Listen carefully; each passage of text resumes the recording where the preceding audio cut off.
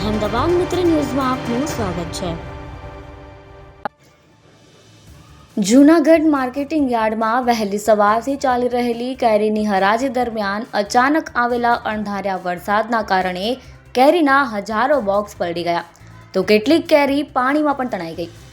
આ ઘટનાથી ખેડૂત, ઇજારેદારો અને વેપારીઓને લાખો રૂપિયાથી વધુનું નુકસાન થયું હોવાની આશંકા છે।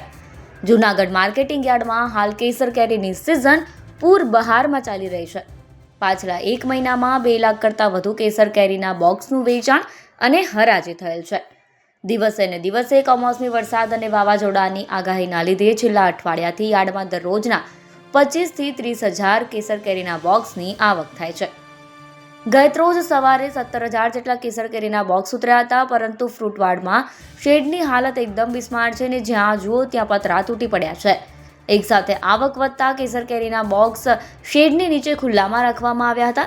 ચાલુ હરાજી અચાનક સવારે વરસાદે ધનાધન રીતે તૂટી પડ્યો અને ચારે કોર પાણી કરી દીધું, જેના પરિણામે કેરીના વેપારીઓ અને ખેડૂતો પોતાની કેરીના બોક્સ સલામત રીતે સ્થળે ખસેડી ના શક્યા, જેથી હજારો કેરીના બોક્સ પાણીમાં તરવા લાગ્યા અને પાણીમાં લથપથ જોવા મળ્યા।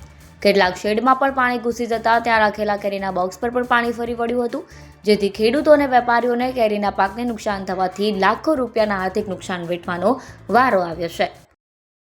અહેમદાબાદ મિત્ર ન્યૂઝની યુટ્યુબ ચેનલને સબસ્ક્રાઇબ કરો અને બેલ આઇકોન જરૂરથી દબાવો, જેથી દરેક મહત્વના વિડીયોની નોટિફિકેશન તમને મળતી રહે।